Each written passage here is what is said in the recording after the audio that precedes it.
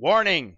This video may contain foul language, discussion of sex, prostitutes, and other adult topics that might make some people squeamish.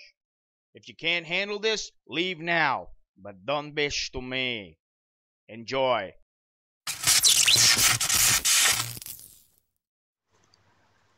Hey, I'm Scott, and I'm an American in Bangkok. Today, I got a letter from a guy who starts out with, I met a Thai woman online. Then we met and had dinner, and then ended up in bed. She is 38 years old and is a nurse. She said if I come back to Bangkok, I could stay with her in her apartment, exclamation point. She lives in Bangkok. Am I crazy to accept the invitation? She has a tattoo on her shoulder. I worry she might have been a bar girl. She's not rough or impolite, but the doubt lingers. What do you think? Thanks for the input. Sincerely, well, I'm not going to give his name. Anyway, sincerely, Joe. Now, let me take this point by point. First of all, you do know that most Thai women aren't going to sleep with you on the first night. Now, I don't know how your online relationship was. She may have felt like if you came here and she didn't give it up, that you wouldn't come back for seconds. She may have been lonely. She may have been horny. Who knows? I mean, you know, maybe you need to talk to her about that, although I wouldn't expect much in the way of verbal interaction at this time. Does it matter to you that she slept with you right away? For me, it probably would. I mean, it would bug me that she slept with you right away, because if she did with you, she might with somebody else. Now, that may not be true. That might be that logic might be a bit askew, but as long as you know whether or not it lessens her standing with you, then that's what's important. She said if I come back to Bangkok, I can stay with her in an apartment.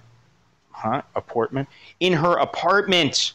Exclamation point. She lives in Bangkok. Am I crazy to accept the invitation? No, you're not crazy.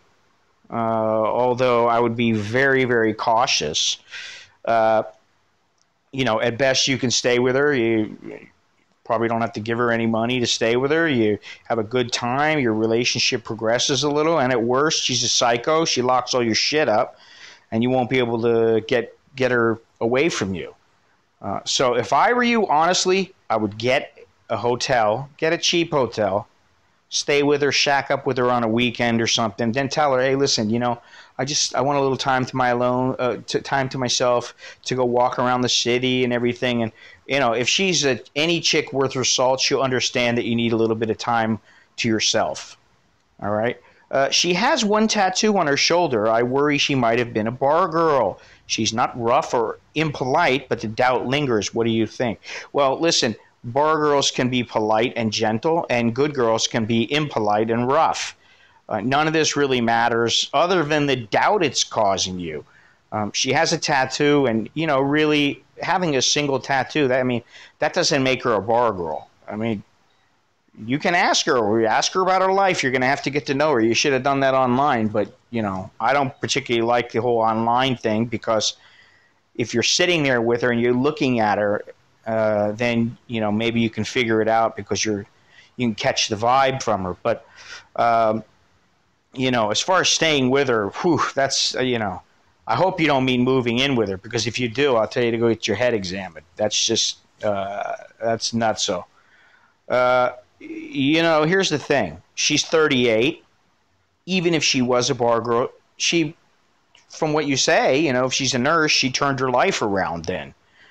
But you don't even know if she's a bar girl. But we'll say that she was, and she turned her life around. Does that matter to you? I mean, it's a tough question, and it's not something that I think I personally would be okay with, but everyone is different. So, you know, go spend some time with her, hang out with her, see what happens, have some fun.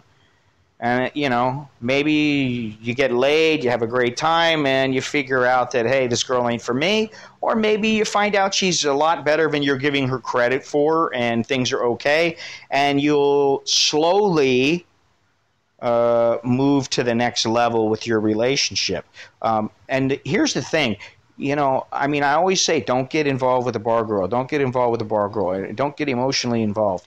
Well, I just think it's riskier than getting involved with a girl who is working a more mainstream job, but that's not always the case. I mean, and even if you do get involved with a girl that's working a mainstream job, it doesn't mean that she's not a whack job, or that she's a huge pain in the ass, or that she won't cheat on you, or any of these other things. So it really is up to you. And if I were you, I would just take things slowly. Don't, bring 2 bags full of stuff and just throw them all in her room. And yeah, babe, hey, it's nice to be here. This is my apartment too. No, don't operate that way. Keep your distance. You call the shots. You're the man. Call the shots. Don't, if you just tell her, oh, it's very nice of you to offer. Maybe I'll spend the weekend with you. Something like that. I think if you do that, you'll be better off. So I hope that answers your questions. Until next time, I'm Scott. I'm an American in Bangkok. Chok di la jerken mai.